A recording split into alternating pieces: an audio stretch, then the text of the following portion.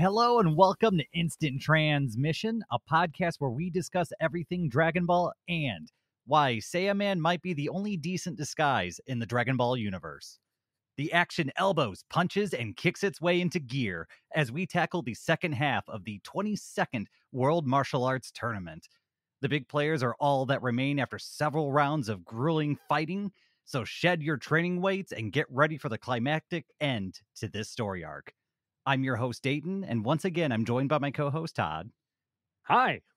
And I'm going to go ahead with my age-old disclaimer of this episode is the second half of a story arc. So if you haven't seen the first part, well, you've been warned. Was there anything else you wanted to add before we got things started, Todd? I don't think so. I'm just ready to get to the conclusion of this tournament. Oh, and boy, I'm not going to get ahead of myself. We're going to jump things off with episode 93, Evenly Matched, Tien Shinhan versus Jackie. And already the title of this episode is, ooh, it's good. It gave me goosebumps as soon as I saw it. Yeah. And this is kind of coming off of a very one-sided fight with Goku versus Pompit. So I was excited to get to Tien versus Jackie Chun. We do have a little bit of fluff at the beginning of this episode that I think I kind of passed over before the fight. Was there anything that you had for that part, Dayton? Yeah, it's the only thing I wanted to point out is that the Crane School, they are kind of focused on Goku. He's the target, and there's a little bit of them contemplating, how they're going to deal with them, how strong he actually is. But then they realize that, well, hold on, Jackie Chun is actually up next and he's pretty powerful, so we're going to test his strength. And then there's some gag about, well, Jackie Chun, aka Master Roshi, being obsessed with boobs, and it saves him from being snuck attack. I mean, he's he's a master martial artist and just, hit it behind boobs.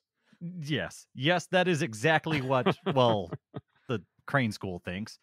But the next match is about to begin, and we get Jackie Chun and Tien entering the arena. And the way they build this up, I thought was fantastic.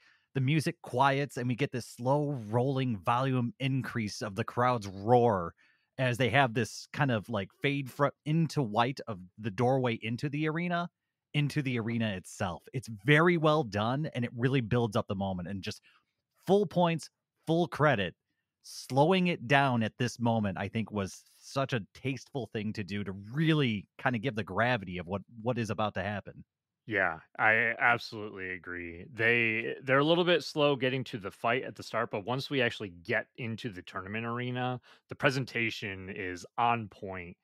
I, they quickly at that point take us into the fight with the announcer giving the go ahead, and it's kind of just a standstill. It's a standoff where Roshi's not going to move. They both, Tien and Roshi, get into their combat stances, and with Roshi kind of just taking a defensive posture, Tien decides, I'm going to charge in and get this shit started. So he dives right into the fight. Roshi just kind of being on the defensive at the beginning. And I do love that Krillin is kind of being cocky. I mean, like, oh yeah, Jackie Chun's got this. He's last time's champion. Like this is gonna be a one-sided affair. And Goku, and they do this a lot, but right here it really felt, I don't know, it drew my attention when Goku points out, no, this fight could go either way. These two are evenly matched. And it really shows kind of Goku's maturity and his ability to assess, right? He's not thinking like a child anymore. He's really starting to think like a martial artist. Yeah, and it also, I mean, we've got a bout between Goku and Krillin coming up, but this in itself is showing the levels of expertise that these guys are at, because Krillin thinks, Jackie Chan's got this, like Tien's a chump, and Goku's taking the logical approach, and he can see what their skill levels are at comparable to each other. Yeah, and Tien, like you said, he's going on the offensive. And we see Roshi kind of blocking and deflecting the first few attacks. and he actually moves in on Tien's guard, and he does this kind of over the shoulder throw. I mean, the whole thing is every attack is specifically animated, and it just feels smooth and good, and it's a joy to watch. I agree. It's neat to see also these two different styles where Tien is very almost angry and aggressive, and Roshi is taking more of a defensive poise as he kind of like redirects Tien's attacks and tosses him almost out of the ring. But Tien has a secret ace in the hole, much like Chaozu, and he can just levitate at will. Yeah, and uh, I know that this is pretty much an omen of what's to come in the future, but right now it seems really cool because the whole floating technique is kind of unique to the crane school. Them being birds, they can fly. And so it really adds this new dynamic to the fight. This is, I think, how flight should have been handled going forward with Dragon Ball, because this is enjoyable to watch. Yeah, yeah, I can't argue with you there. It's neat to see flight used as a unique technique and also not an overpowered one necessarily. I mean, these guys can only kind of move pretty slowly with their levitation right now. Yeah, they're kind But of floating, right? yeah, yeah, it's I mean, it does keep them from getting thrown out of the ring, which is pretty handy in the tournament, but it's otherwise just a bit of a trick. So Tien floats back into the arena, and Roshi and Tien leap high into the air, and they exchange this flurry of blows. But once they land, we see Roshi kind of unleash this mirror image technique, creating dozens of circling images around Tien that kind of close in and then eventually unleash a flurry of blows that Tien just cannot guard against. Yeah, so Roshi's got a bit of an advantage here. However, as Roshi steps back into the mirror image, Tien starts tracking Roshi's movements and using his third eye. The third eye. Yeah, so it is functional. It actually does do something. But Tien is able to track Roshi, figure out which image is the real Roshi, and I keep saying Roshi. We all know Jackie Chun is Roshi at this point, but Tien is able to kick him right out of the mirror image technique. Yeah, and it's at this point we see one of the trademarked moves of Dragon Ball, which is Roshi decides to take his shirt off, which means that he's serious now. And this will always make me chuckle just a little bit. I'm not gonna lie, I love seeing these just two shirtless, burly men going at each other and beating each other up. I mean, even Roshi, they draw him more pumped up here, even though he's not in like beast mode Roshi. I thought he was going to go into muscle form when he did that. I thought he was going to unleash the abs, the the arms, the everything. Oh yeah, show those guns. We do see Tien at this point kind of going on a ferocious offensive that Roshi just kind of calmly sees through it. He grapples Tien's arms and then strikes him with his knee hard. So we're kind of seeing once again the young, the kind of furious, reckless fighter versus the master whose movements are minimal, direct, and pinpoint. And I love seeing Roshi portrayed in this way.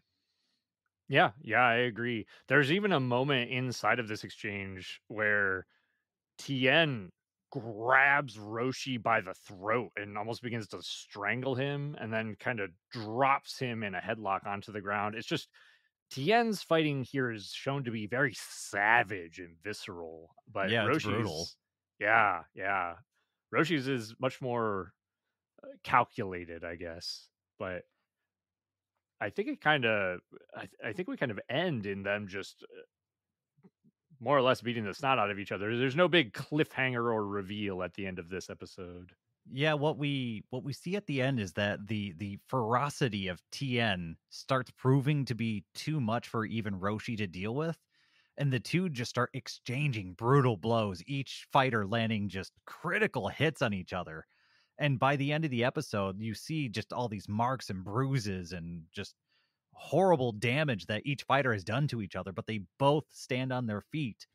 And we get this internal monologue with Roshi at the very end where he says, "Face it, Roshi, there's a whole new crop of fighters coming up, and I'll do my best to stand in their way." That's it's right. Yeah, it's that is a good really line. fun. Roshi just he's gonna stay there and he's gonna fight until he's got no more fight left in him, and I love it. Yeah, yeah, that's a good point. And that kind of wraps us up on that episode as we continue the fight in the next episode. Yes, which is episode 94, which is the Kanzenshu name is GGG, the new Tsurusen technique Taioken. I'm glad we could make this extra difficult on you, Dayton. Yes. Maybe I should read ahead more. But anyway, episode 94 begins with the fight between Chun and Tien just continuing. And we see Tien leaping far into the air and he's using the sun as cover, actually using the environment to his advantage. And he attempts to do this kind of dive bomb attack on Roshi, but Roshi sees right through it. And he's able to avoid the attack and just continue the exchange of blows.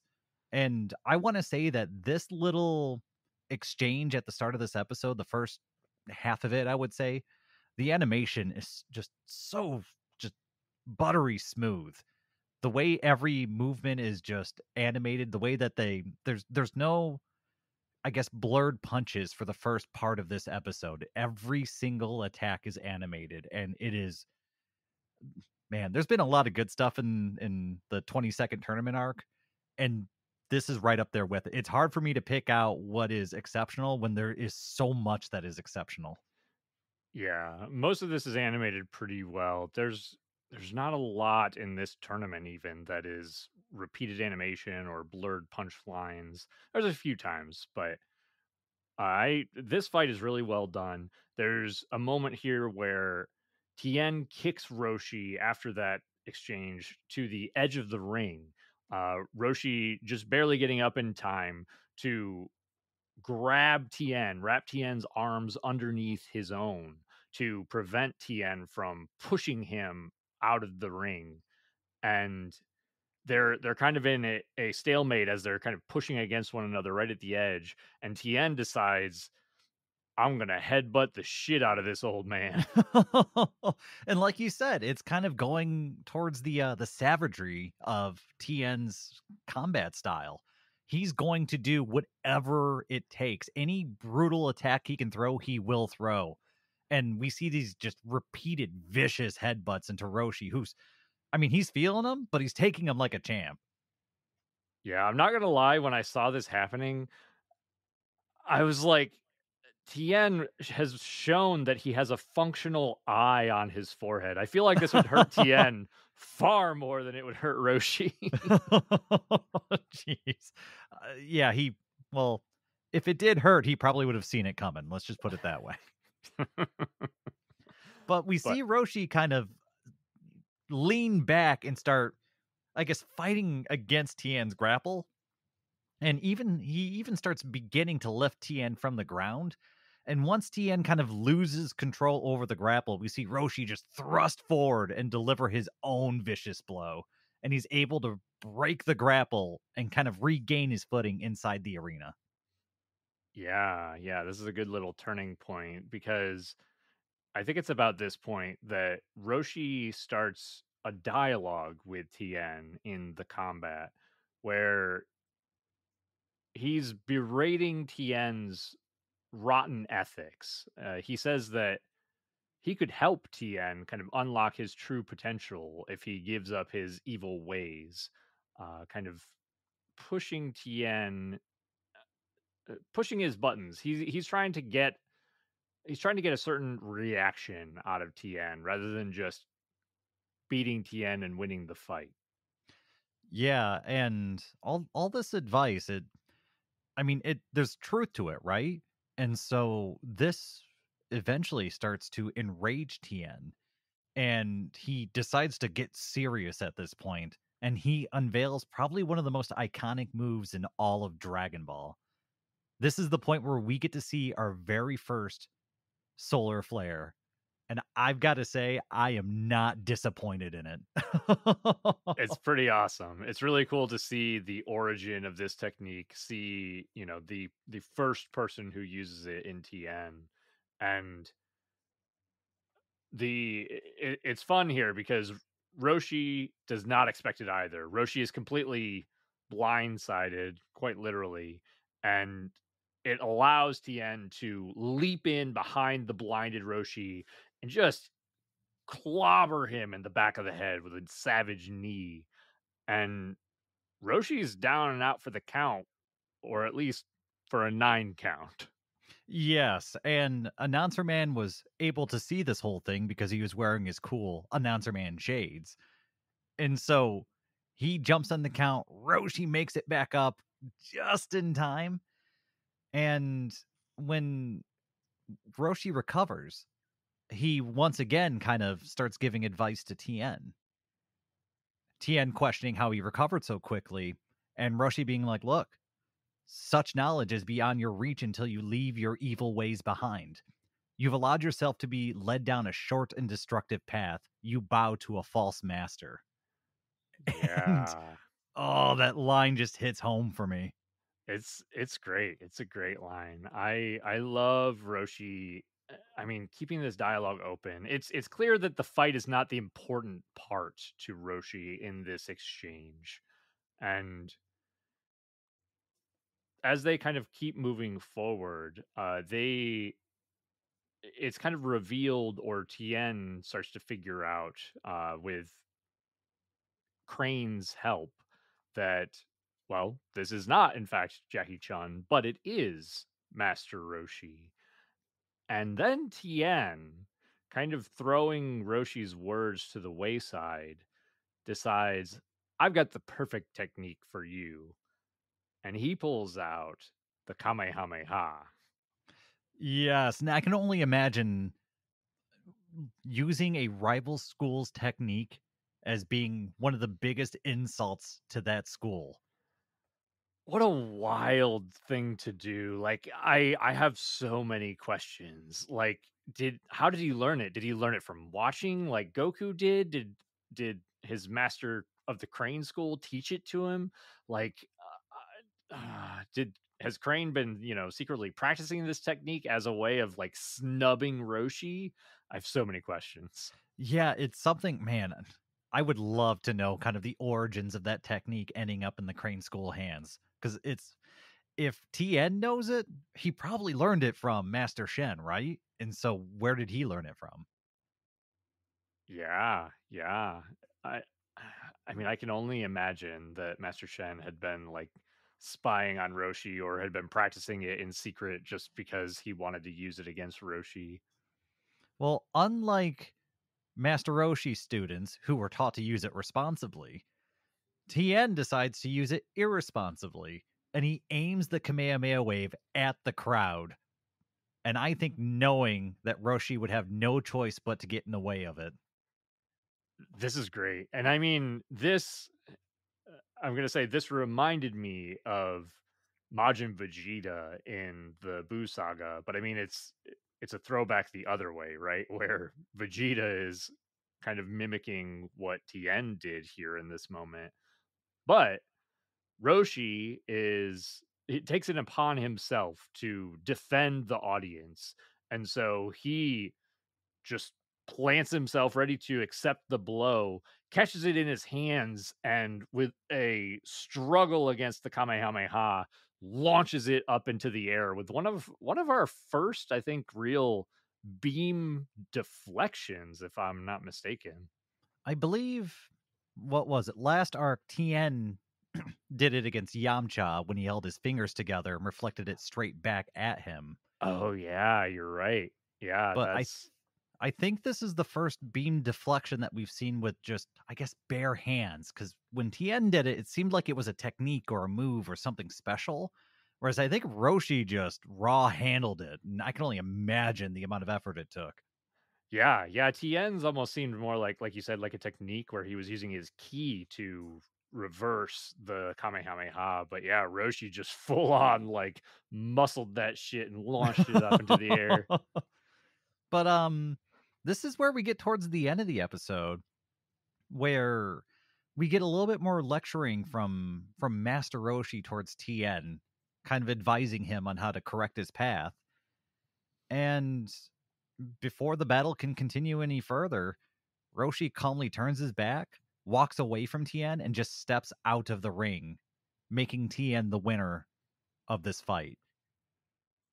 Yeah, yeah. How did you feel about this, Dayton? It's interesting to see Roshi just throw the fight. It's not like he was in a losing position. So for me, if there was a character to do that, it would be Master Roshi, right? But this is one of those things where you put a pin in it and you go, I need to know exactly why he did that. Otherwise, I'm going to be upset. So it was one of those things where I had to kind of put my emotions on a shelf and wait to come back to them because I need answers. I mean, I could make up 100 answers, but I need the answer. Yeah, and I think moving forward we will get some answers. But yeah, it's hard to not want to see the true conclusion to this fight because the whole fight is it's close. It's close back and forth. And I mean, much like Goku said, it really could have gone either way. But again, Roshi's goal here is not to beat Tien.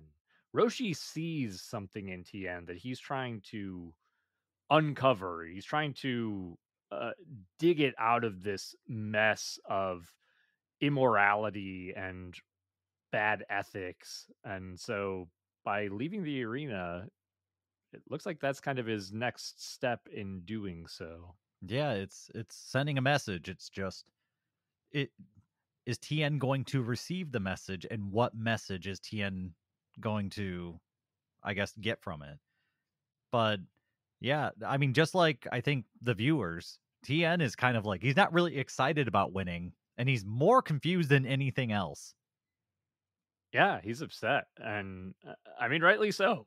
He wanted to basically show Roshi and show the Turtle School that he's better than they are. Yes, but we end with Goku and Krillin being announced as the next fighters. And the only note I have here is that it seems like the passing of the torch from master to students has begun. This is, to me, it seemed like Master Roshi kind of getting out of the way, and now it's up to them to flourish. Yeah, and I that's almost certainly part of the reason here, right? But I think that pretty much takes us into the next episode. Which is episode 95 Fight Goku versus Krillin. And yeah, I'm gonna go ahead and lead off with I think out of all the fights in the second half of the arc, this is probably one of the most poorly animated ones. And I think it's because Krillin and Goku's fight was not the focal point of this episode, even though it's the title of this episode, if you ask me anyway. It's funny because most of my notes, I only have a couple of notes about the fight between Goku and Krillin. The rest of it is the main focus here, which has to do with Tien and Roshi. Well, I tell you what, rather than going back and forth because it'll get confusing, how about you take us through Tien and then I'll take us through the Goku Krillin fight? Sure. So we basically get to see Tien kind of contemplating why Roshi gave up, why he stepped out of the arena. And he thinks about Roshi trying to impart this knowledge on him. Roshi's words won't leave his mind. And so Tien, after the fight is finished, Tien actually goes and finds Roshi because he wants answers.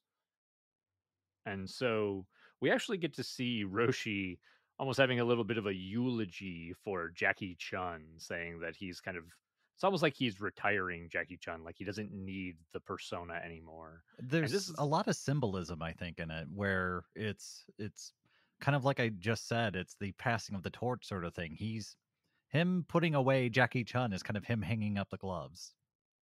exactly, yeah. Jackie Chun was a persona that he created to prevent Goku and Krillin from winning the tournament in the previous years because he didn't want them to think that they were at the peak of martial arts. He didn't want them to lose that fire and that desire to improve. And so he continues to use it here as he tries to impart knowledge onto Tien. And he tells Tien that winning the tournament just fills a martial artist's ego and does them no good. And that's why his students of the Turtle School will never win the tournament, which is it's super interesting to hear him say that.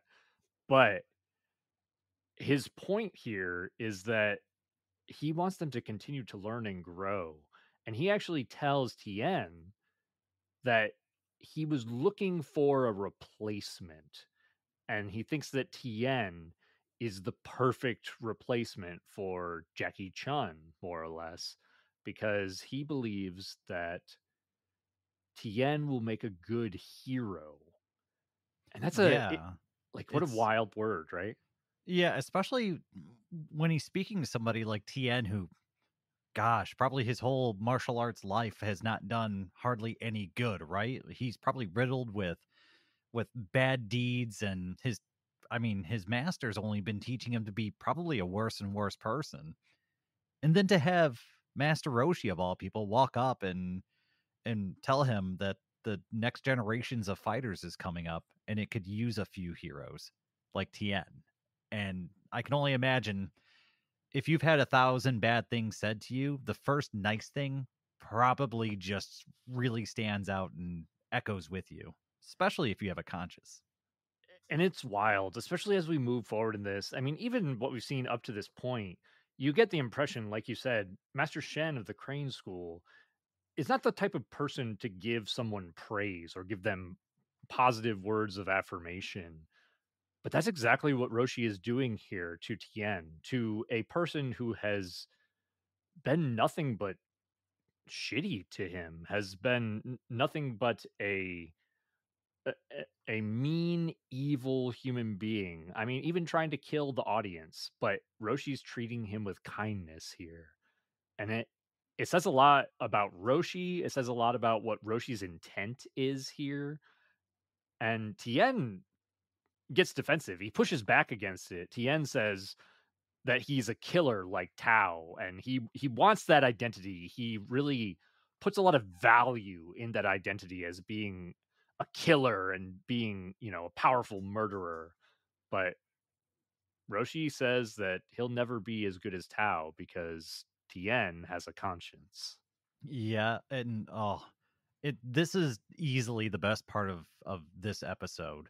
And I mean, it's something that we don't see enough of in Dragon Ball, which is actual character growth and development. We really get to see that internal struggle and turmoil in Tien as he tries to, I guess, figure out what is the person he was told to be and who he actually is. And we see him just clenching up and just struggling, figuring out whether or not he's the person that he's been taught to be his whole life. Yeah. I mean, to your point, something that Dragon Ball Super really misses the mark on is that tournaments are not just there for fighting. That's not the reason we enjoy the tournament arcs. And I think Dragon Ball proves that point because every single tournament arc that we get in Dragon Ball up to this point, it's not a matter of, oh, these are cool fights, we want to see who wins. It's a matter of the story and the character growth. It's a matter of seeing Goku, like, is he going to win the tournament or is he going to lose because, we're worried about what he's going to become if he does win the tournament. And then this tournament is about Tien, and is Tien going to be a lost soul? Is he going to be a killer and an evil person for the rest of his life, or is Roshi going to be able to help him change for the better moving forward? Yeah, and I mean, we all knew what Krillin and Goku and Yamcha, what they were in the tournament for. We've had adventures with them. We know where they come from, and we have an idea of where they're going, especially if you've seen the future. But at this point, you don't know where you kind of know where they're going. But Tien is kind of this wild card. And whereas Yamcha, I think, was kind of a bad guy, but mostly kind of childish and arrogant and, not really evil. Tien is another step towards that evil category as far as we've seen. He's been brutal. I mean, the way he broke Yamcha's leg in the arena was brutal, and just everything that comes out of his mouth is pretty freaking evil. He's willing to torture animals to try and get out of I don't know, being blamed for stuff he did. He's been a really bad guy up till this point. And so it's kind of shocking to see this conversation happen. Yeah. Yeah, it is. And kind of interspersed between this, we get to see snippets, like you said, Dayton, of going back and forth with the fight between Goku and Krillin. And it's funny to see that fight take the backstage because, like you said, that's not the focus of this episode. It's Tien's growth and uh, Roshi's attempt at being a mentor to yet another young martial artist. Yeah, and I guess with the fight happening in the background, it's not animated particularly well, and that's fine considering it's not the focal point. And it's also incredibly lighthearted with Krillin using like the reflection of the sun in his head to blind Goku for an attack, and then Krillin's in the air and he's kind of flat-footed up there and he sucks in air to slow his fall to throw Goku off. Like it's a really silly, lighthearted fight. Yeah, and I mean those are really the major points. We get to see a few minutes of Goku and Krillin having an exchange towards the tail end of this episode before it moves forward. I will say I while it's not animated well and there are kind of like a few goofy hijinks, the hijinks feel very Dragon Ball. They feel very appropriate to the kind of fun, lighthearted tone that Dragon Ball sometimes has. And I think it feels appropriate for a fight between Goku and Krillin. It's much more of a friendly rivalry than it is trying to figure out who can bash each other's heads in better than the other guy. And they're both basically still kids, right? So it Yeah. being kind of goofy and funny and childish makes sense because they're, well, kind of goofy and funny and childish characters. So this is exactly the fight I guess it should be. But yeah, it definitely took the back seat to the Tien stuff this episode. And that's honestly it's fine. I think we've seen Goku and Krillin fight a few times. I think everybody knows kind of where this fight's going to go. So, but we'll get there in episode 96, which Yeah. is can it be Goku, Krillin's great strategy? And it they've kind of played it off like Goku and Krillin are evenly matched at this point. That is until Goku cranks it up and uses a running Kamehameha wave to propel himself into Krillin, knocking him flat to the arena floor. And so Goku just dialed up the knob a little bit and just now now Krillin's being completely outclassed like we're used to. Yeah. It's unfortunate. I mean, it's cool that they make them seem on par for a few seconds, but it turns into an exchange of blows. I will say the choreography here is actually good. It's better animated than the last episode. Um, some of the hits look pretty clean. There's a few throws added in, and that part's fun to watch. But we eventually get to Krillin charging a Kamehameha, and Goku being like, "Hey, that's not gonna work on me. I don't know what you're doing, wasting your time." But Krillin goes ahead with it and fires it off, creating at least a distraction of an explosion in Goku's hand as he blocks the Kamehameha. And then Krillin at this point has vanished. Yeah, and I think what happens next is the whole entire point of this episode. Krillin is able to sneak around on Goku and grab his tail, Goku's age-old weakness, and something that really only Goku and a few others know about. And now the shoe is on the other foot, right? Right? He's got him, right? Well, Goku lays on the ground until the knockout count or whatever reaches 9. And Goku just leaps to his feet and he reveals that he's been working out his tail, and that does not work on him anymore.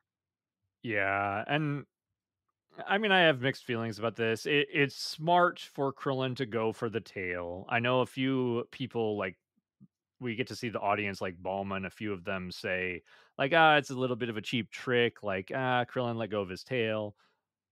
But when you're in a fight, man, use whatever strategy you need to. I mean, you if you know a person's weakness, why would you not use it in a lot of ways? But And it's not like Goku doesn't know that his tail is his weakness. It's up to Goku exactly. to protect it. The onus is on him. I very much agree. And so it's interesting to see like good job Krillin, smart strategy. And for Goku, the thing that I like about this, I think it's twofold, is that one, in the last arc, Master Roshi and I think actually Grandpa Gohan mentioned to Goku that his tail was his biggest weakness and it was always going to be a problem for him unless he did something about it. And so it's been 3 years and Goku did something about it. I like that he actually took that advice to heart and did something about it. It's also the second part of that, this has been a problem and a weakness for him for a while. And so as it gets used and used and used and used over and over, it feels gimmicky or it feels like, okay, here we go again. They It's the grabbed his kryptonite, tail. right? He's Yeah. Superman and oh no, kryptonite. Yeah. And I So I don't mind that. My only complaint though is that we had an entire Goku training arc and this was not mentioned in it once leading up to this tournament. And so it feels if we would have gone through that training with him, I think I would have been much more accepting of it, but it just really kind of felt like a, "Oh, yeah, that doesn't work anymore." Alright. I would have loved to have seen it. Like, how do you train that? "Oh, it swings around with monkeys." Okay. yeah, they kind of showed us a montage of how he trained it. It's an interesting, like, they really could have gone either way. They either could have taken us on that journey with him, or they could do what they did here, which I think the reason that they don't take us on that journey with him is so that they can have that kind of like gotcha moment for the audience, where the audience is like, oh no, Krillin's got the upper hand. And then Goku's like, just kidding. Yeah, I mean, there's a few of those just in this story arc, so it's I don't know. I would have liked to have seen it, and like I said, we had a whole training arc with Goku where we could have explored that and maybe how he had to get creative to train his tail or something. It just I don't like I don't like off-screen stuff, especially when it comes to training, I guess. So, unless it's maybe a character that you haven't seen in a while and you're going to get revealed like the training that they've done sort of thing. Yeah, I can kind of see it go both ways because it's sometimes fun to have those reveals in a fight, just so that you don't expect it. But I can also understand feeling a little bit cheated by not getting to go on that journey with the characters either. But either way, we basically get Goku being like, "Ah, my tail's not a weakness," and so Krillin's in a pretty tight spot at this point. I think the fight turns on his head almost completely, such to the point where Goku ends up just vanishing in the arena. And I mean, Krillin's looking around, the audience is looking around, and eventually Goku, in a flash, reveals himself, making a goofy face at Krillin. And we, as the audience, get to see Krillin just fall out of the arena. Yeah, it almost looks like he had jumped out of his skin, but we actually get Tien kind of revealing that Goku in that one instance had launched several attacks, including a pretty severe kick that actually launched Krillin from the arena. And so while the audience was dumbfounded as to what happened, I'm sure Krillin was twice as dumbfounded because suddenly Goku's face appears and he's being launched from his feet. Yeah. And I was I've I've watched Dragon Ball before. I didn't remember how this fight ended. And so when I saw the kind of like scare gag of Krillin getting knocked out of the arena, I felt a little bit cheated because I mean, I know Krillin ends up being the butt of many jokes in Dragon Ball, but I still wanted a good resolution to this fight. The good thing is that at the very least, Tien's explanation not only is something that happens a lot later on in Dragon Ball and Dragon Ball Z, where, you know, the audience or normal people can't see exactly what happened, and so they need an explanation. But it also makes the ending of the fight feel much more satisfying that Goku gave him. I think Tien even says it was 8 punches and a kick that knocked him out of the arena. Yeah, I mean, Krillin's my favorite character, so I don't like this episode, but you know, or I don't like yeah. It's because my thing is Krillin's been training with Roshi and Yamcha this entire time. But for some reason it seems like we don't see any improvement out of him. And it feels bad. It feels like he's working really hard and not going anywhere. And I really don't like that. I'm so torn on it, man, because I mean, even Roshi in this episode makes a comment that the award for most improved fighter should go to Krillin. And I mean, after we saw what Goku did to the Red Ribbon Army, for Krillin to even be able to keep up with Goku in some way is a big improvement. But I can also see the point where Krillin's kind of been behind Goku basically since day one. And I mean, honestly, we didn't even get to see any cool techniques outside of like blimp Krillin. And then, I mean, I guess we got to see him be a little bit of a strategist with the Kamehameha distraction to grabbing the tail. But beyond that, that was about it. Yeah, we get to see some of the cleverness. And I mean, Goku's more powerful than Krillin. Hands down, no one's arguing with that. I just would have liked to have seen just a little bit more fight out of Krillin, or just I don't know, to if Krillin can't match Goku on the strength front, maybe we see some more of that creativity coming out of him. Maybe this is where he learns that I can't outmuscle some of these guys, so I got to learn to outthink them. And outside of the Kamehameha distraction to grab the tail, uh, not really much there. It just Krillin was just a backdrop for the TN story arc until that was over, and now that's I mean, I don't know. I wanted more. I like Krillin. I like a lot of these characters. And I know when Yamcha got knocked out, I thought his fight with Tien was actually really badass. I just wanted that for Krillin. Yeah, yeah. I mean, that's totally fair.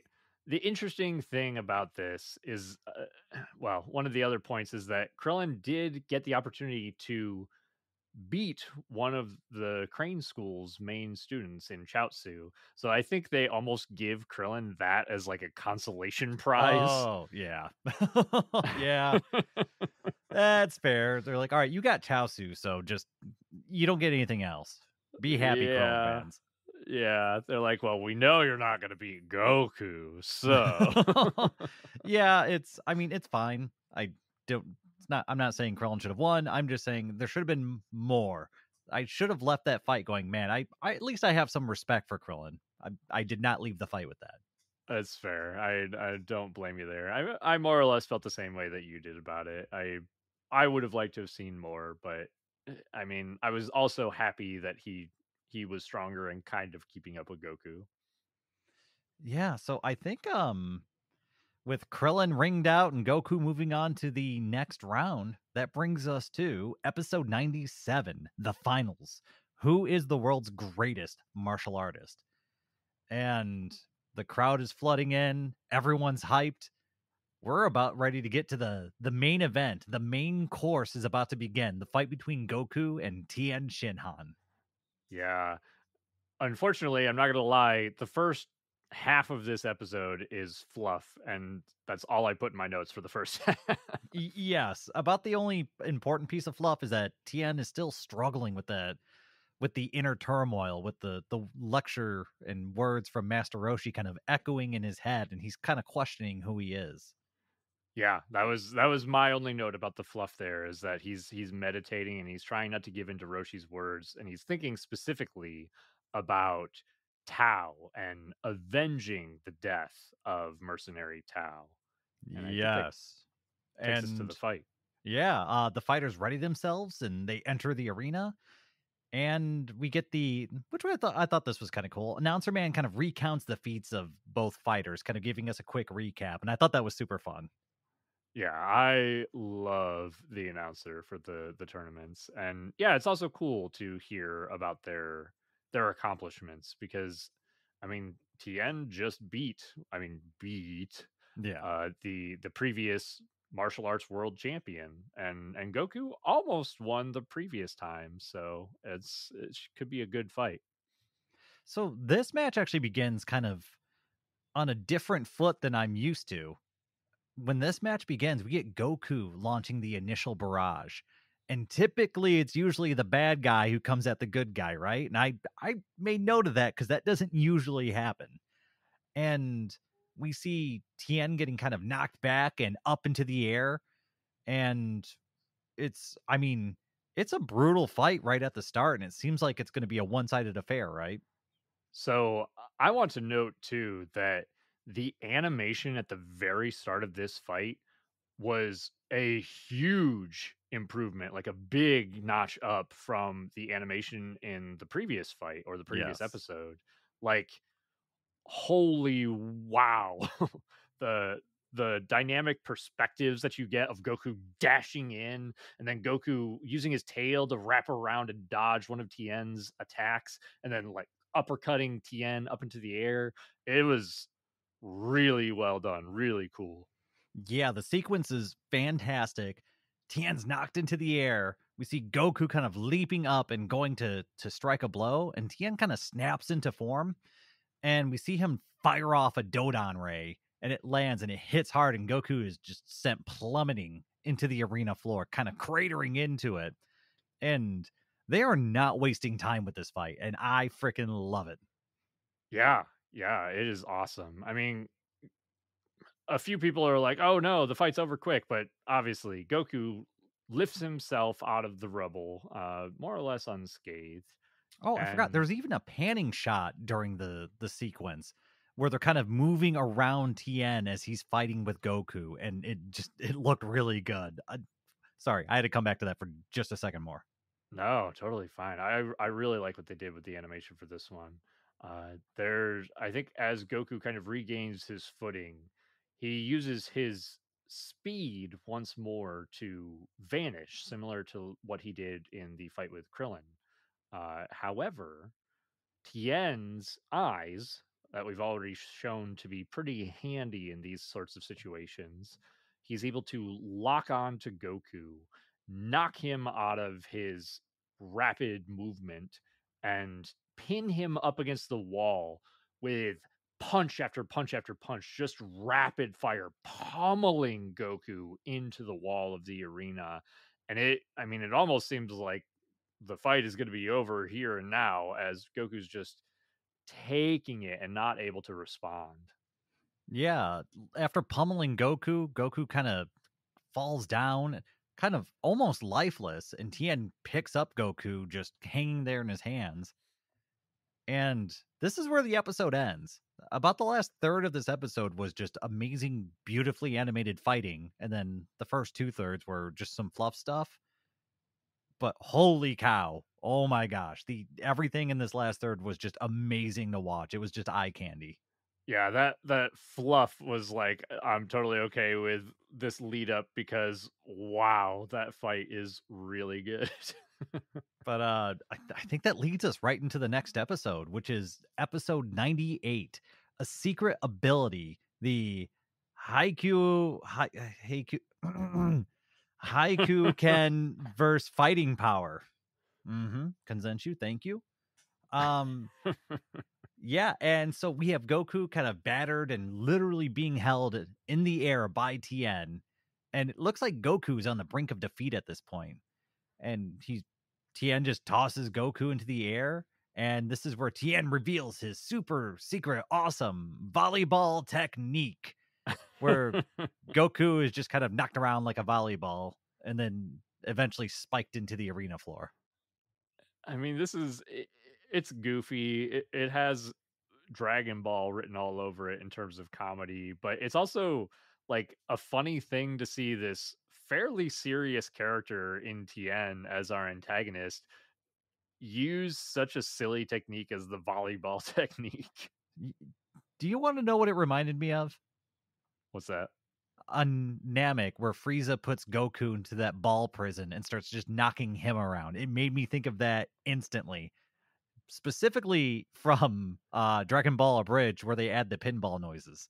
Yeah, that's fair. I mean, it's weird because that scene to me with Frieza still feels like super sinister and is almost like torment and torturing Goku, whereas this still has kind of like a silly, goofy tone to it. Like Tien's trying to be serious, but it's not coming off that way. Even the way he's drawn, like, they draw his eyes all like these goofy, like, upward U shapes, and it's just silly. Oh, that's fair. That's fair. I mean, I if maybe they're trying to point towards Tien's trying really hard to be evil, but you know. Right. Got that little, soft underbelly. But after being spiked into the arena floor, Goku's lying there, just kind of lifeless. And then we see just after a few moments of him laying there, just color just kind of flood back into his face. And he jumps back to his feet. And at this point, it seems like our little warrior has been holding back this entire time. Who knew? This never happens in Dragon Ball.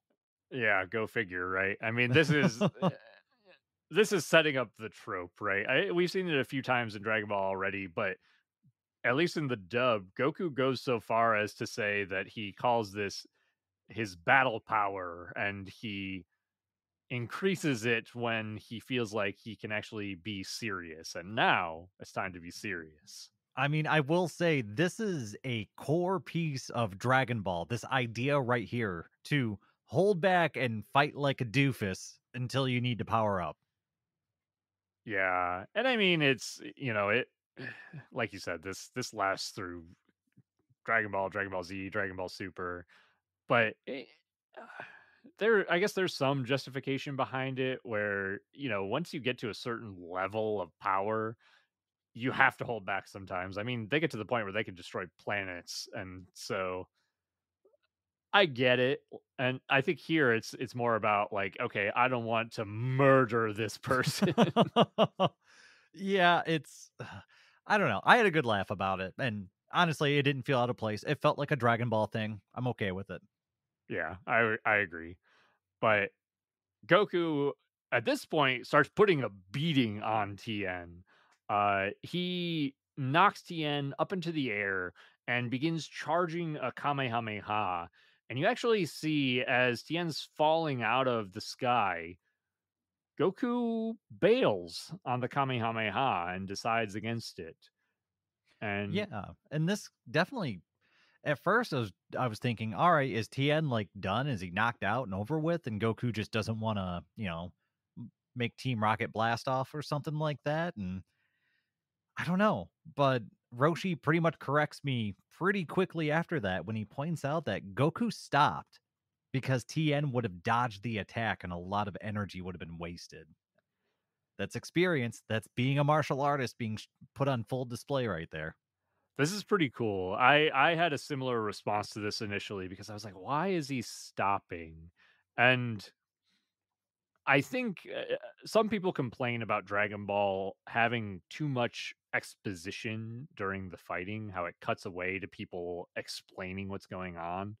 But I think it's important in this moment because otherwise, we're just gonna be kind of left wondering why Goku didn't take that attack, didn't take that what seemed like a prime opportunity. And so it's nice to hear not only the master tell us exactly what's going on, but also, like you said, get to hear that this is Goku learning as a martial artist. Yeah, and I don't know, I love watching these developments. I love seeing the difference between his second World Martial Arts tournament and his first one, where he was I don't know, he was a little bit more childish, he was a little bit more brute strength and silly, and we're kind of I don't know, this whole tournament has felt like one notch more serious than the first one, and the first one was great, and this one is I mean, this one's every bit as good so far. Yeah, I think Dragon Ball as a series ratchets up the tone in terms of seriousness over time. We still got silly moments like the volleyball technique, but this is starting to show like we're moving towards more of a Dragon Ball Z sort of tone here. It's a lot of fun. I'm having fun with this, and I mean, the way that they turn up the seriousness, it really fits because we're still dealing with kids, right? So it shouldn't be 100% serious. And I don't know, just the pacing and the way they tell the story. Goku being kind of an immature child has not really gotten in the way of anything during the story arc. Like everything seems to fit. Yeah, yeah, I agree. They kind of continue the fight, engaging once again as Tien catches his feet underneath him, and they have a really cool mirror image or after image exchange, as I think Goku's the one who starts it off, kind of doing the same thing that Roshi did against Tien at first. And so Tien is like, okay, I've got this third eye, like this is no big deal. Tien catches what we think is the real Goku, but ends up being another after image. And so Goku attacks Tien. Tien then after images, and I think I lost the order in my head. It's basically a long exchange of after images where Goku finally ends up coming out on top. Yeah, and I mean, it's so much fun. And gosh, I feel like I've had moments like these happen in the Tenkaichi Budokai video games where you've got some after images stored up and then everything just goes crazy. I don't know. I love this exchange because it's so freaking fun and it happens so fast too. Yeah, yeah. I mean, it's really cool to watch. It's fun to see the after image technique kind of get built upon and see two people who are very good at it. And we Yeah, kind of and move. yeah, we see Tien kind of caught off guard, knocked down, and we see him pull himself up defiantly once again. And we get the second official solar flare of the Dragon Ball universe. Once again, animated very well, blinding light. It's awesome. Um, and during this solar flare, though, end up a little bit differently. Under the cover of the solar flare, Tien charges in and goes to strike Goku with what should be kind of a blindsided match ending, I guess, punch to the face or gut or wherever. But Goku easily catches the punch and counter blows Tien, kind of in a surprise move. And the way that they animate this, they kind of hide the fact until the very last second that Goku is wearing a pair of super cool shades that have protected him from the solar flare. Yeah, I mean, this is it's neat. It's silly. It has the Dragon Ball comedy all over it, but it's showing again, it's showing learning and growing and paying attention to people's techniques. Goku was clearly thinking after watching the fight between Jackie Chun and Tien, like, okay, what can I do if he uses that technique against me? And the answer is steal Master Roshi's shades. They alluded to that though the first time they did it, with the announcer man being able to see the whole thing because he was wearing sunglasses.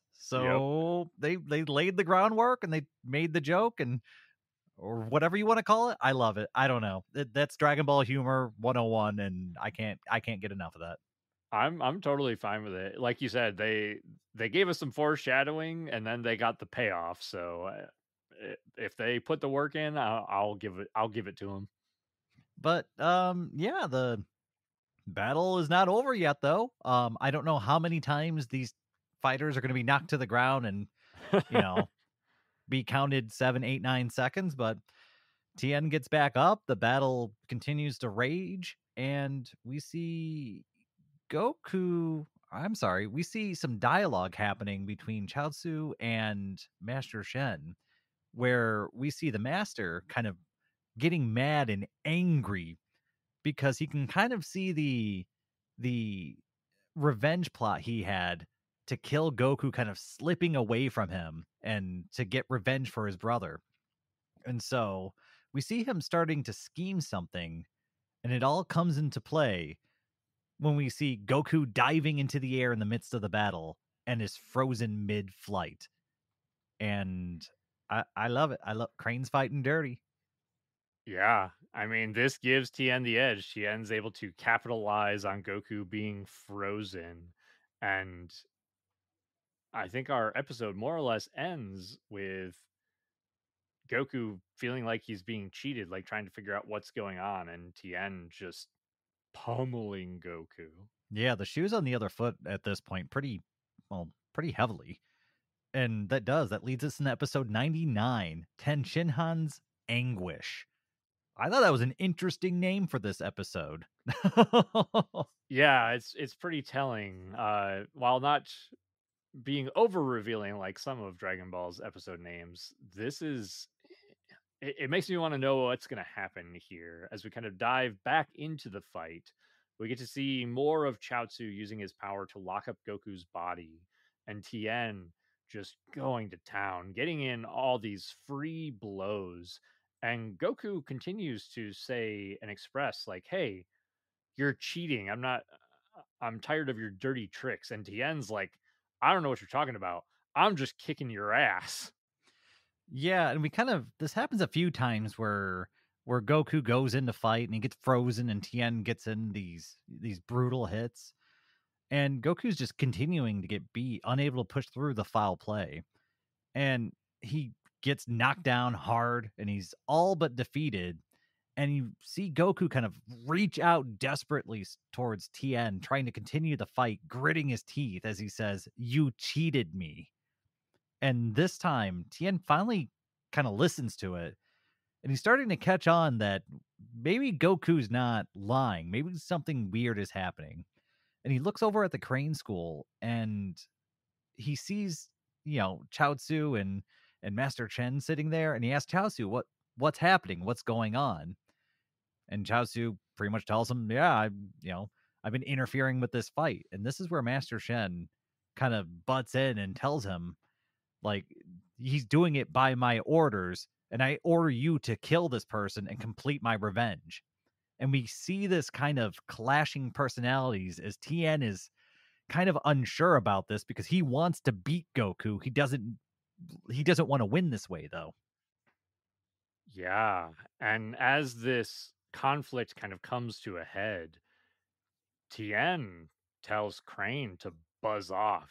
He says, I'm not going to kill Goku. He basically says, if I kill Goku, I lose the match. I lose the tournament. And so Crane wants vengeance for his brother. He wants vengeance for Tao's death at Goku's hands. And so Crane commands Chaozu to freeze both Tien and Goku. And Crane makes it look like he's going to step in and take this into his own hands. And when Chaozu refuses, Crane grabs Chaozu and gets ready to murder him.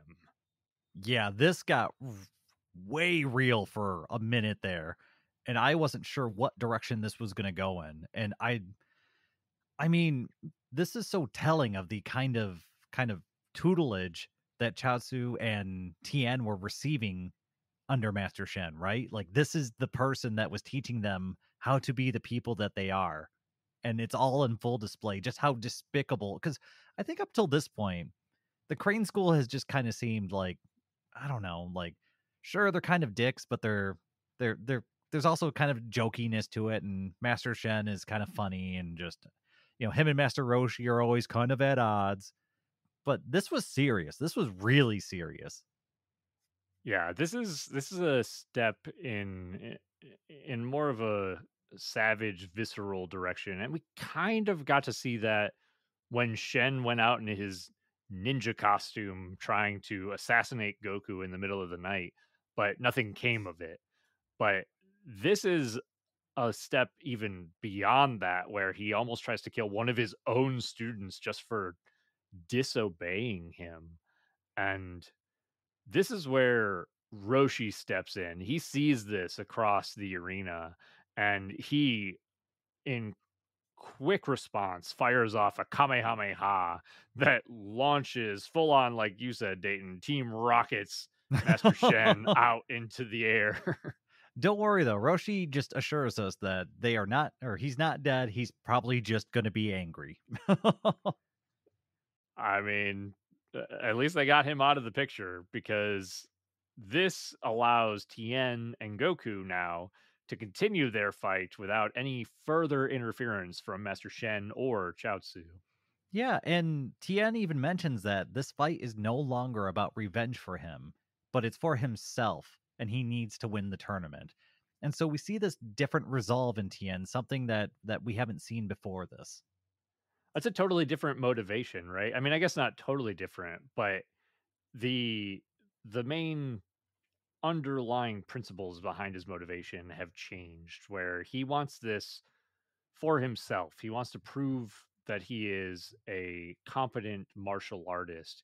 He doesn't want to belittle the other students or the other school in the turtle school necessarily. He doesn't want to murder Goku for killing mercenary Tao. He just wants to prove that he's a good fighter. Right. He's going on his own ambition now versus that ambition that was instilled in him by Master Shen. Yeah, absolutely. And so we get a brief exchange here where Goku is just handing Tien his ass without Chaozu's interference. But Goku even expresses, "Why didn't you throw a punch? What are you doing?" And Tien says, "I was paying off a debt because as a result of Chaozu, I had an unfair advantage, and now that debt has been paid." I thought that was a classy move and I loved it. It really says a lot about Tien's character. I could not believe at this point how much, I guess, emotion or feeling I'm having towards Tien as a character, especially considering he's kind of thrown away in DBZ. So going back and watching all this stuff happen, I did not realize how complex of a character he was. He's really interesting, and I mean, it's not only is him saying, "Hey, I was paying off a debt and rebalancing this fight," it's not only a way of us, like, to be enamored with him, but I think it's showing a huge change in character because the Tien an hour ago would not have done this same thing. Like he cares about winning and he doesn't care how he does it. But this is a different Tien that we're dealing with in this moment. Yeah, and we get towards the end of this episode and we see Tien flexing his muscles and just kind of radiating energy as he goes to unveil a new technique that we haven't seen before. And correct me if I'm wrong, but Chaozu says that this is the four witches technique. Yeah, that's what they call it in the dub. I'm not sure the Japanese name for it, but I the note that I put down was just forearms. So he whips out the he goes into Goro stance Yeah. and we see two extra arms kind of emerge from his back. And it seems like this boss fight is about to head into stage 2 as the episode ends. Yeah.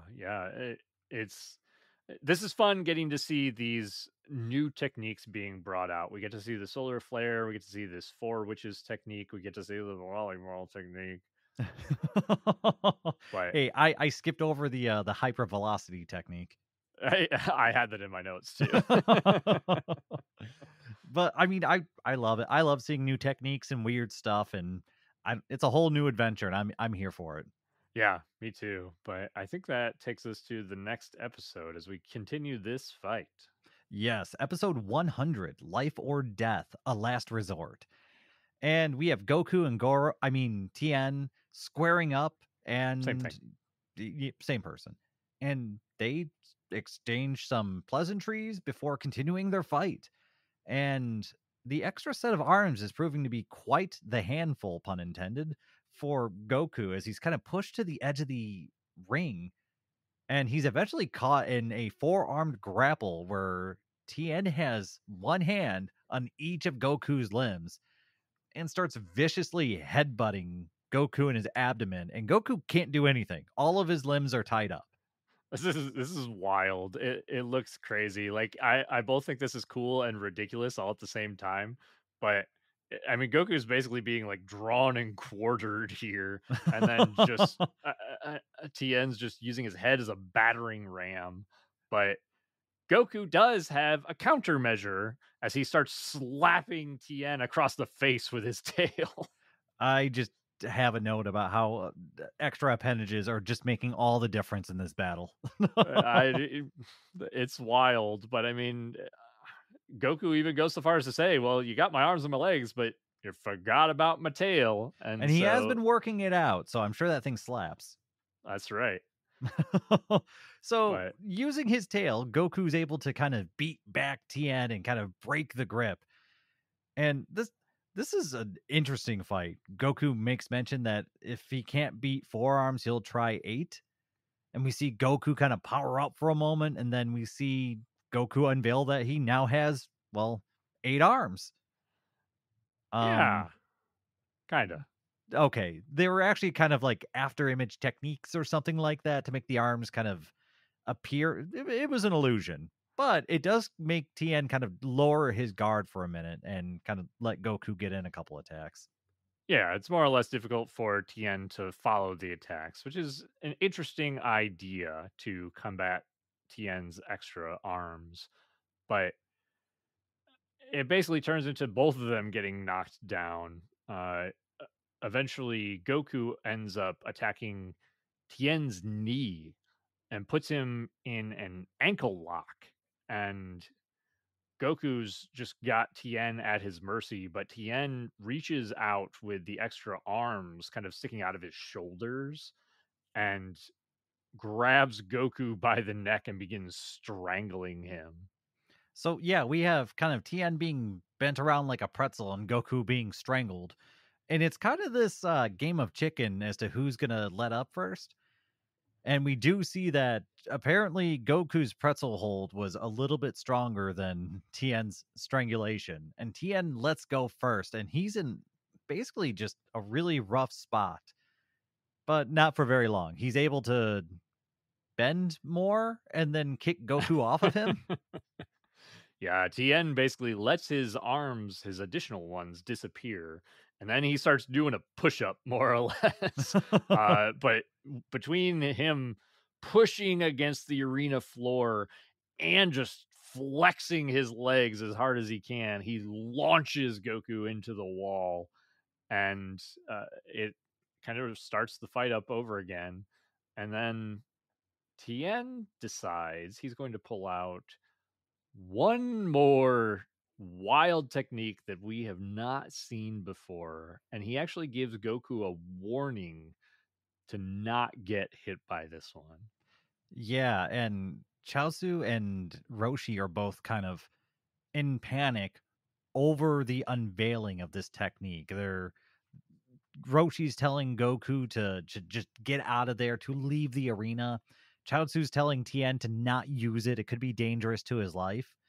And this is where Tien kind of floats up into the air, and we see energy starting to gather around him in his fists, and we see these arcs of lightning between his hands. And this is where he reveals that this attack is the Tri Beam attack. And this attack will always have a spot burned into my brain from the Cell Saga. I Oh, love this attack. yeah. The moment when he uses it against Cell is unforgettable, but it's really cool to see it unveiled in all of its glory here, especially with how much reverence is given to the technique from both Chaozu and Roshi, and they make a comment about it, how it uses your life force and can even shorten your life and potentially even kill you if you use this technique. Yeah, it's this attack is treated with a such a high level of seriousness. Just using it shortens your lifespan if it doesn't kill you. And we get a brief moment of Tien contemplating how much of his life force he should use or how much he would need to even defeat Goku. And the attack is fired and it goes off with this kind of orangey yellow flash of blinding light, which slowly kind of engulfs the screen and then subsides to reveal a giant crater where the arena once was. This is an impressive attack. And goddamn, I loved it. I loved it. They did it justice. I feel like every time I see this attack, I love it. It's real cool.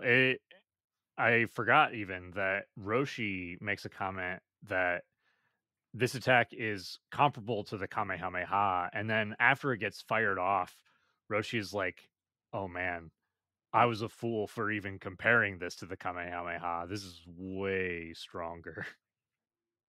A little bit of an audio hiccup, but we're back to it. And I think that leads us right into episode 101, which is the martial arts tournament concludes.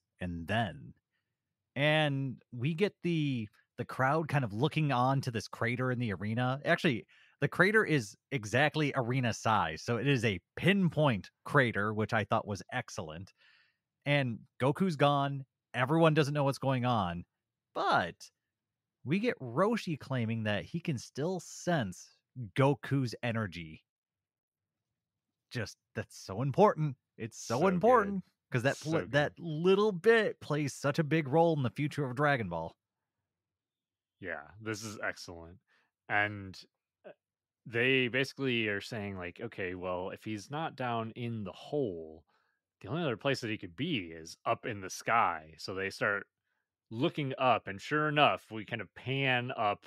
It looks like hundreds, thousands of feet into the air, where Goku is just kind of like floating as he's leapt up out of the blast to save himself from getting destroyed like the arena.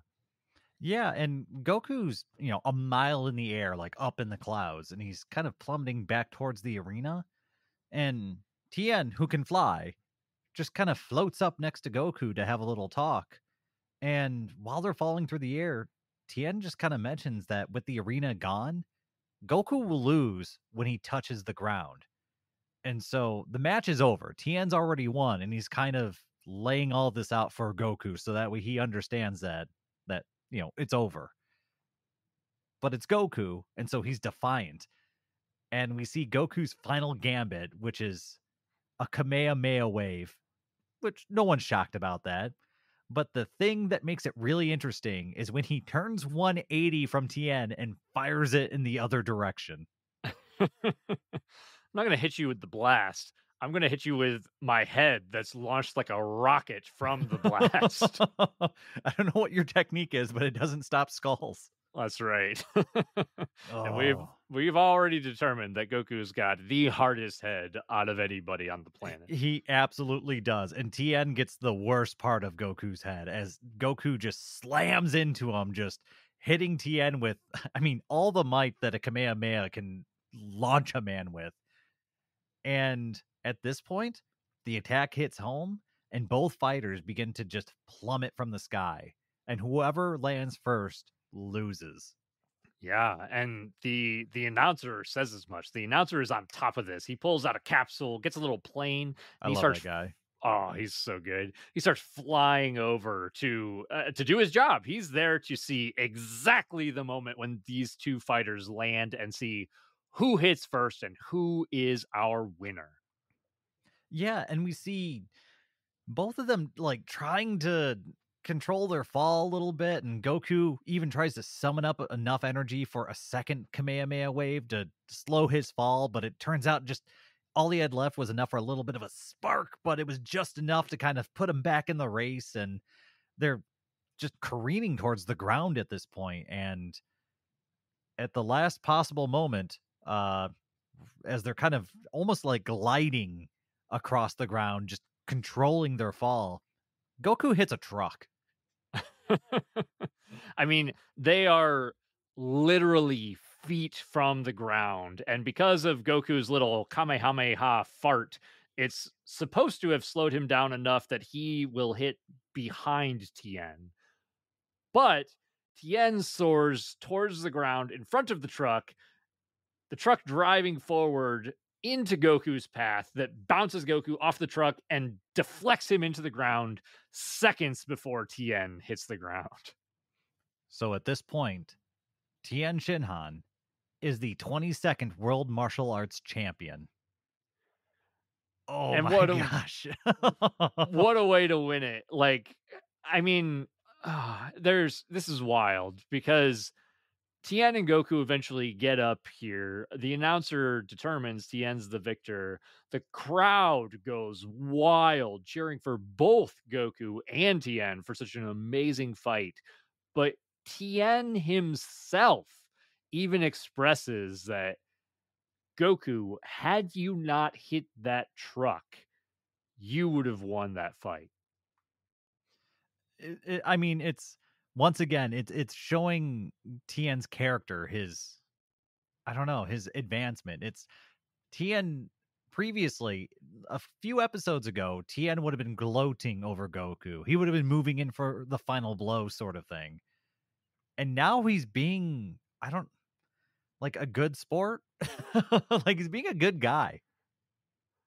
Yeah, it's a big change, and it's important. Like it doesn't feel like a total 180. It feels earned because Roshi's been working on Tien over and over and over throughout this arc, and we're finally getting that payoff here. We're getting, I mean, Tien, even though Tien won, so this is the perfect ending, honestly, because Goku didn't win, which was part of Roshi's plan because he still doesn't want Goku to feel like he is on the top of the mountain.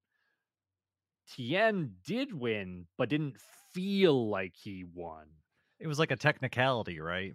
Right. So so Tien still is kind of like, okay, Goku, I think Tien even says Goku was the stronger fighter.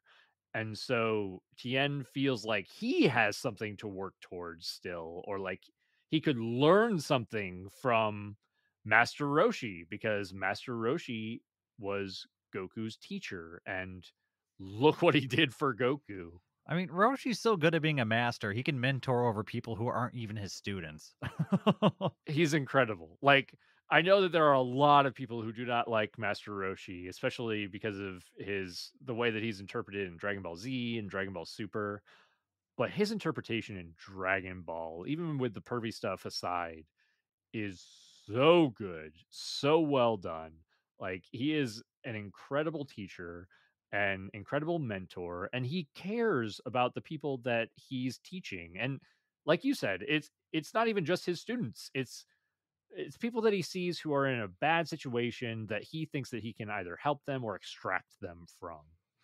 Yeah, and we even get to see Tien kind of go one step further not long after that, where everyone's kind of packing up and getting ready to leave, and Tien approaches our group of heroes, and he offers to split the prize money with Goku.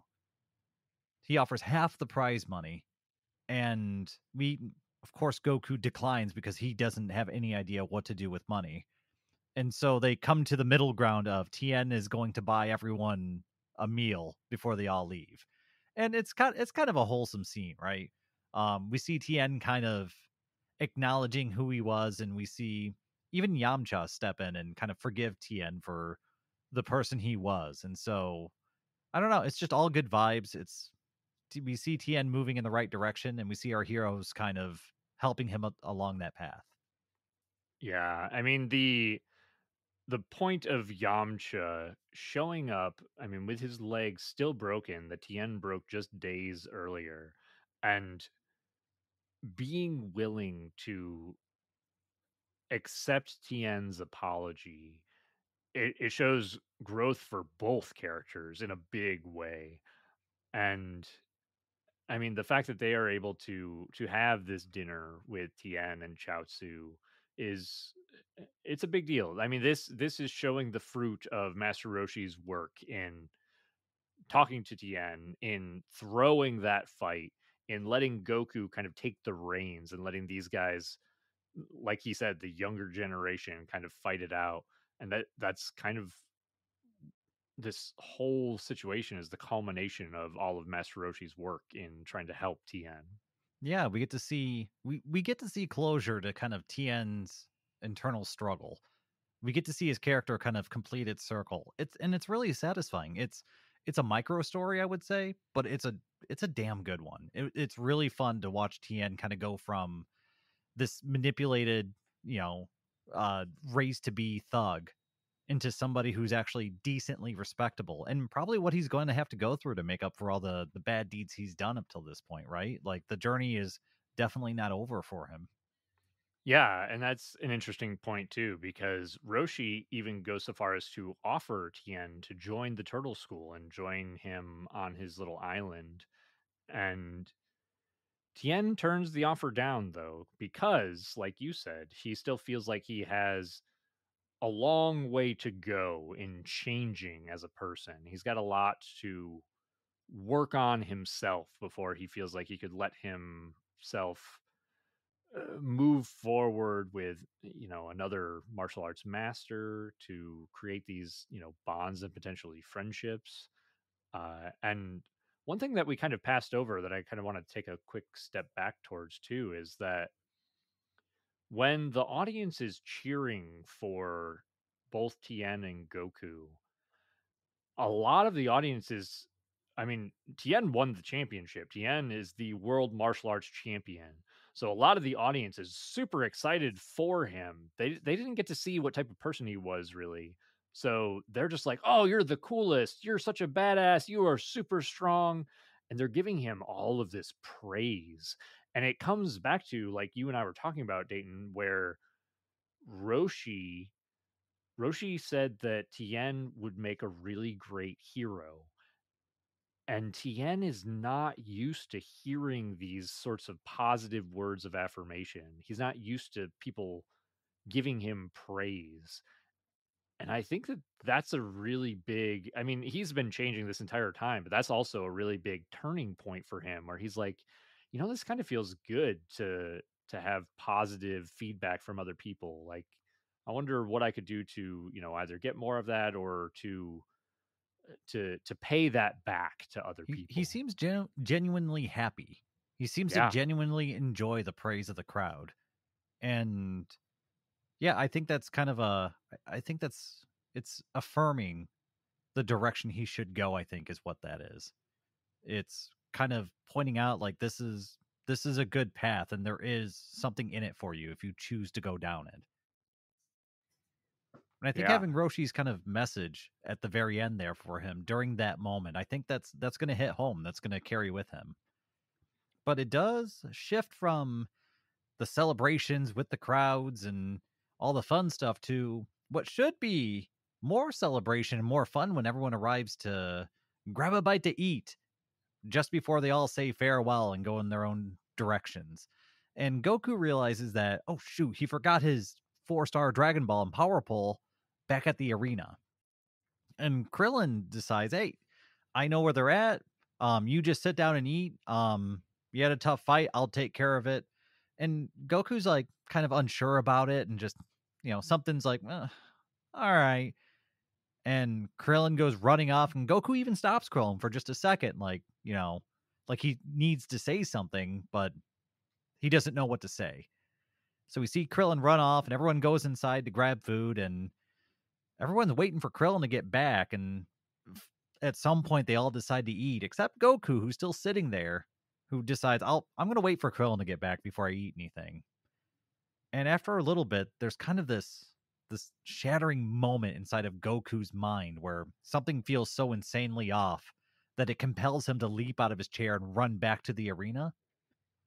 And this is where we find an unconscious announcer man and what we soon find out to be a dead Krillin on the arena floor. Yeah. Yeah. This is a big deal. This is, at least as far as the protagonists go, this is the first main character death that we've really seen in Dragon Ball. I mean, the only other one that is coming to my mind is, I think, Upa. But he's not really, he's kind of like a side character. I think even you said, Dayton, that you didn't feel connected or attached to his death. Uh, but this is, I mean, we've been with Krillin throughout almost the entire show at this point, and to just find him dead, to find Goku's his best friend dead, What a way to end the episode. Yeah, and I don't know, like, it's if you want a cliffhanger, you got it, because I got nothing but 1,000 questions at this point, but the only information we're given is that the monster came in, killed him, took the Dragon Ball, and a list of names, and that's all the information we're given about what happened. And that's it. That is the cliffhanger. That's what we end on. Uh what did you think about this, Dayton? I mean, I know obviously Krillin is your favorite character. How did you feel about seeing his death here in this moment? I I don't know, I mean, it's kind of shocking, I mean, they alluded to it well, that something bad was gonna happen really hard when Goku was, thinking something's off, something's funny, something's weird. And even without the context of the next episode, it almost feels like he's not dead. Like, I'm not willing to believe it just yet, sort of thing. Like, it's not sinking in. Or it's just like, oh, next episode we're gonna kick things off and he's going to be fine. Yeah. And I mean, I know what we get moving forward here with this part, I so I don't. don't yeah. I don't want to say too much. I don't want to spoil it for you or for anybody else who hasn't necessarily watched it, but this is I mean, this is a big deal. This is a big turning point. We've kind of talked about tone for Dragon Ball, and we've expressed that it's changing, it's ramping up, it's becoming more serious, more adult maybe. And this is just another step in that direction. It's not often that we deal with death in a very serious tone up to this point. Again, Goku helping Upa at the bottom of Korin's tower. That was kind of like the only other time that we've really dealt with it. We've kind of seen a few of the antagonists get killed, like Tao is another one. Like the fact that they give repercussions for Goku killing Tao is really good storytelling. I'm glad that they put that in here. But we've not seen we've not seen one of the main protagonists die. And so this is huge. Like I mean, we know obviously, we know that the Dragon Balls exist. We know that there's the potential for the Dragon Balls to be used to resurrect people. So that's still on the table. But we know that whomever came here and killed Krillin is also collecting the Dragon Balls for something. So that's a little bit of a wrinkle in the plan there. And whoever killed Krillin must be pretty darn powerful. I mean, as far as regular people go, Krillin's a god amongst men, even at this point, even if he's not on the same level as Goku. So, and who is this person that took the time to brutally kill a child? Like, it's pretty nutty. Yeah, yeah, those are good points too. Like we literally just got done watching the World Martial Arts Tournament, which is supposed to determine the strongest person on the planet. And Krillin came in the top 4. I think so. I think So, he was a quarterfinalist. Yeah. yeah. So who the heck comes in here and just savagely murders, one of the top potentially the top 4 strongest people on the planet? Yeah, it's insane. And I mean, my thing is I want to talk about it more, but this was honestly just kind of a very end of the episode just drop. And Yeah. so there's really no context. There's no, like I said, I don't even have an episode to see if there's like a funeral or eulogy or anything. I have no idea what to think right now. I'm kind of in the woods.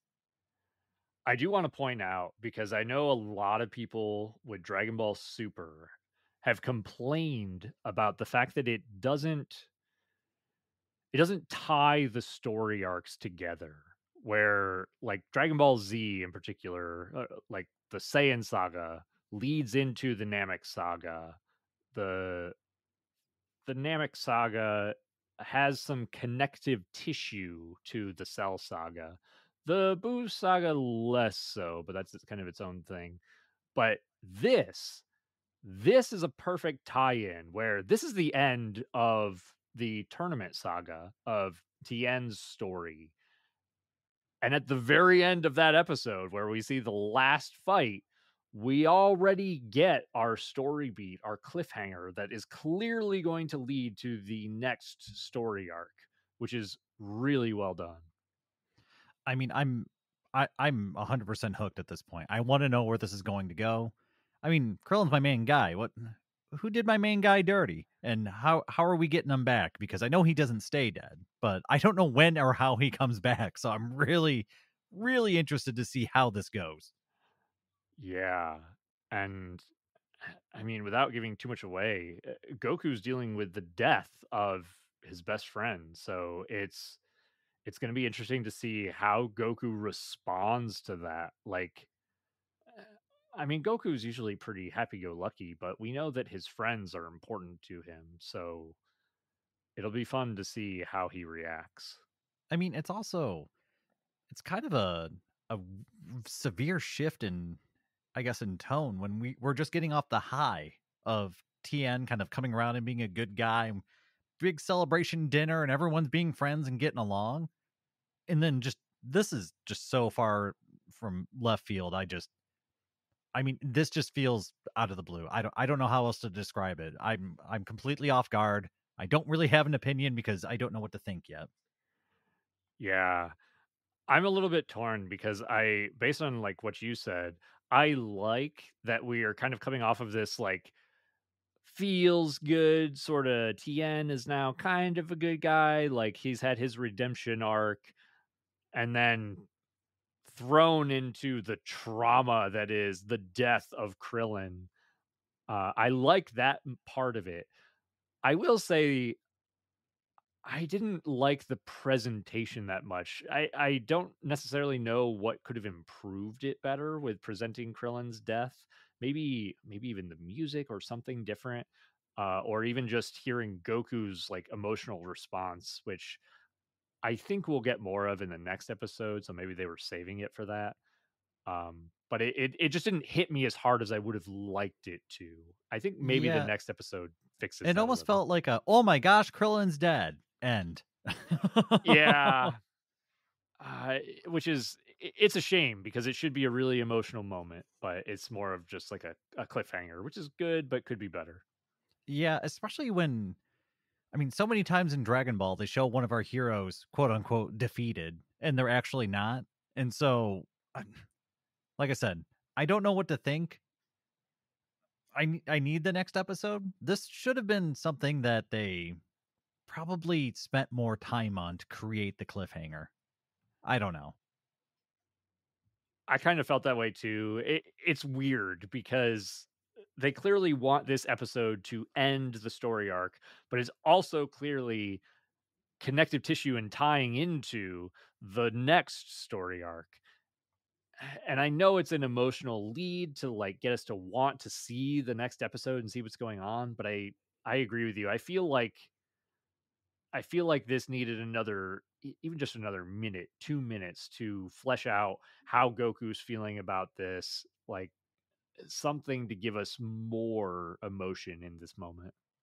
I mean, even just cut the episode 30 seconds earlier with Goku kind of sensing something's wrong and just panicking and running out the door and Krillin's gone and end the episode there. And then pick up and give us some mourning time, some emotional time. That's This th- I don't know. I like I said, I'm just bewildered at this point.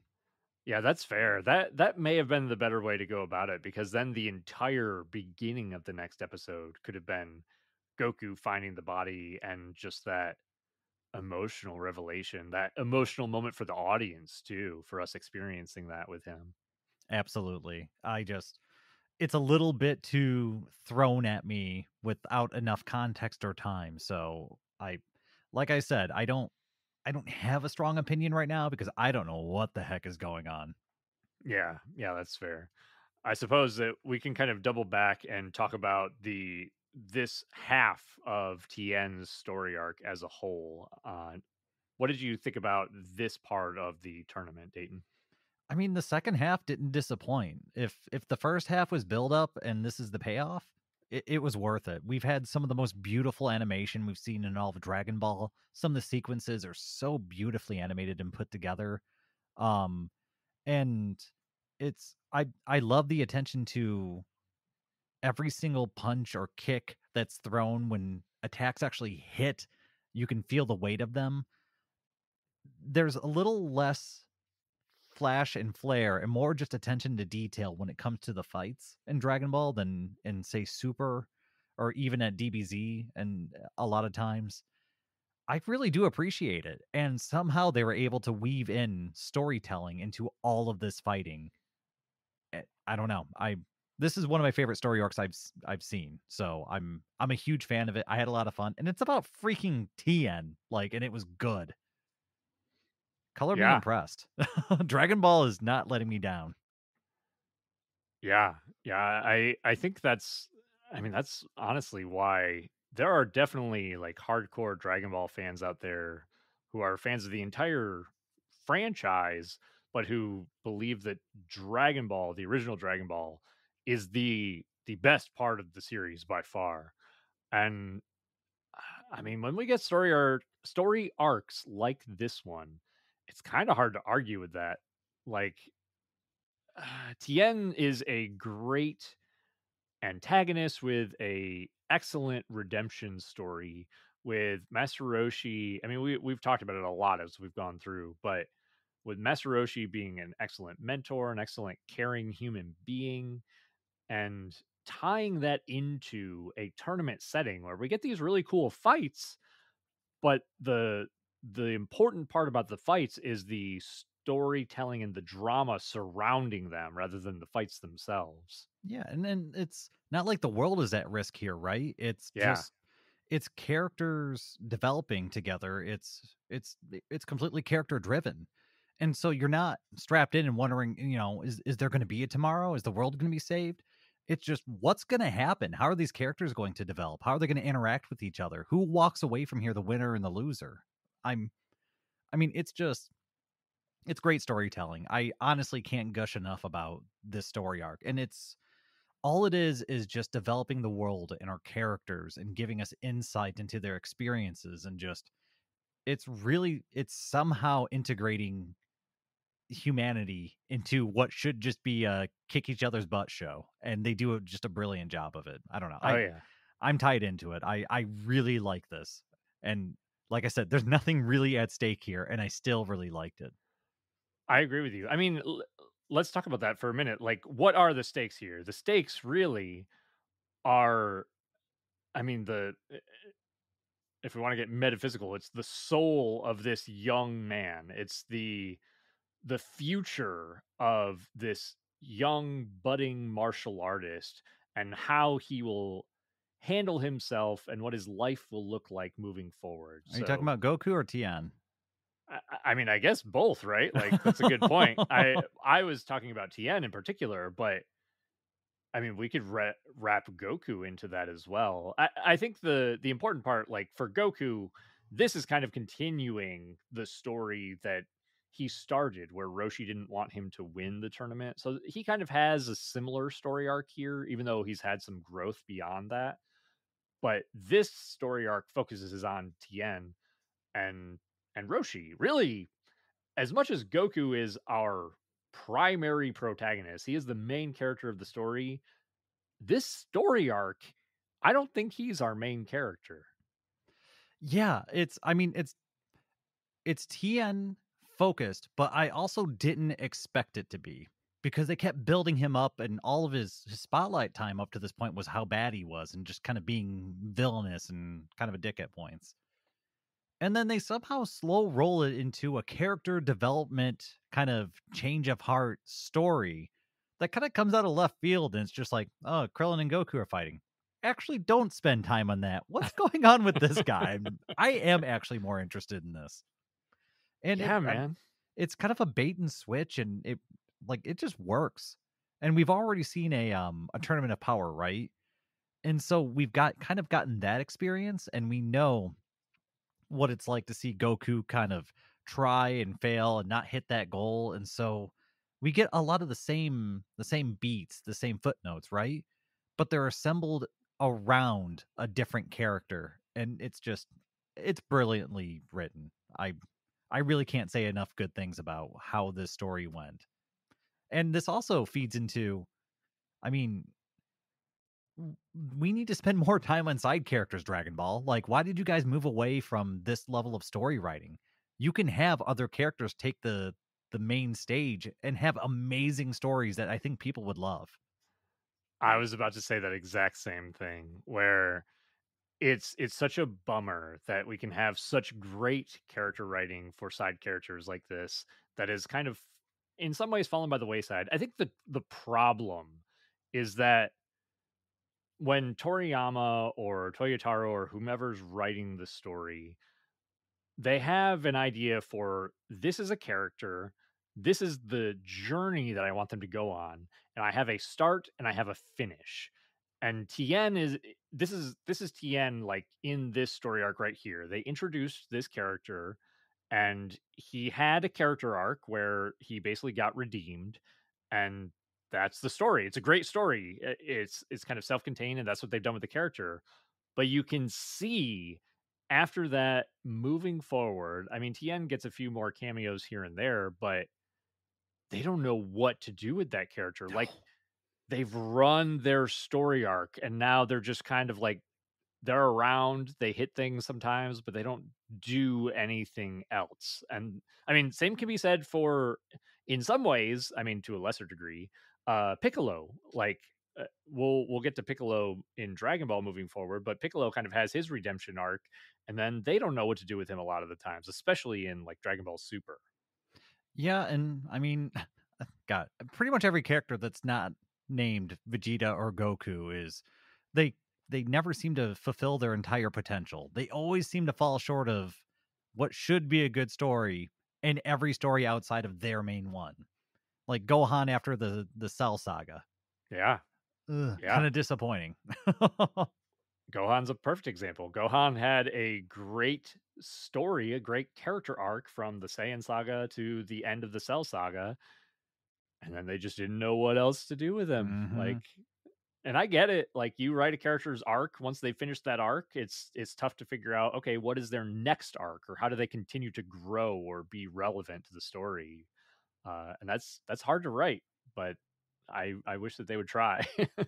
Yeah, I mean, I'm at least glad we have these stories right now that we can still go back and re-experience and see kind of the initial creative vision of some of these early characters. Because if I only really watched from DBZ on, and so characters like Tien and Yamcha were always kind of like th- entirely side characters, people who never really mattered that much.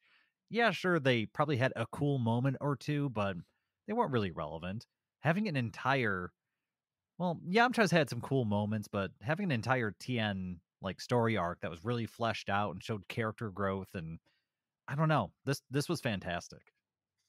Yeah, it's fun for me too to get to see you experience this kind of for the first time, Dayton, because I mean, for if somebody doesn't watch the original Dragon Ball and sees like Dragon Ball Z, Dragon Ball Super, I mean, you literally think like, oh, this story does not care about its side characters at all.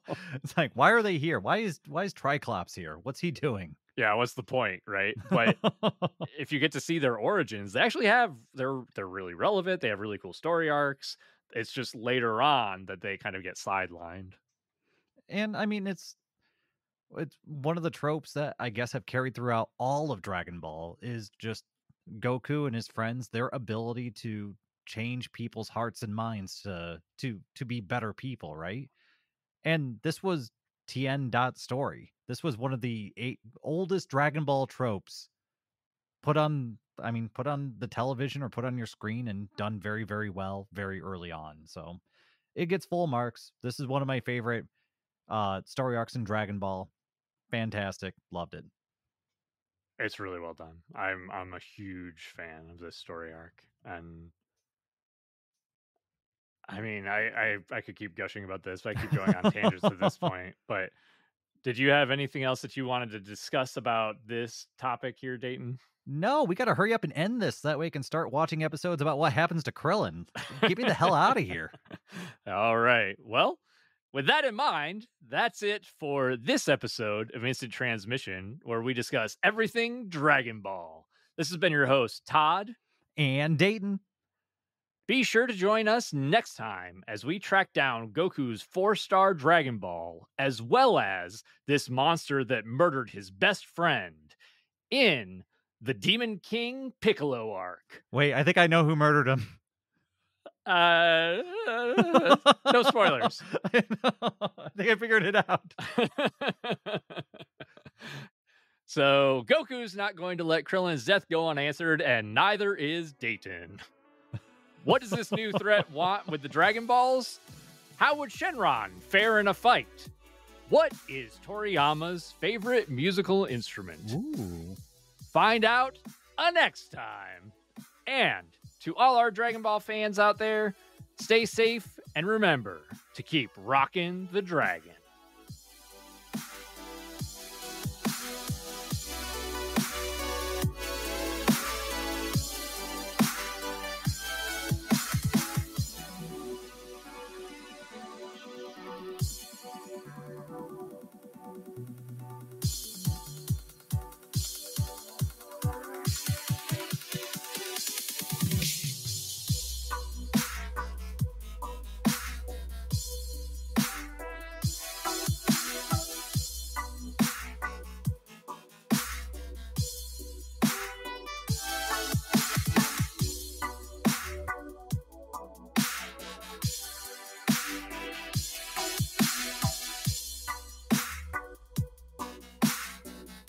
Are we ever going to revisit that rabbit on the moon? Yes.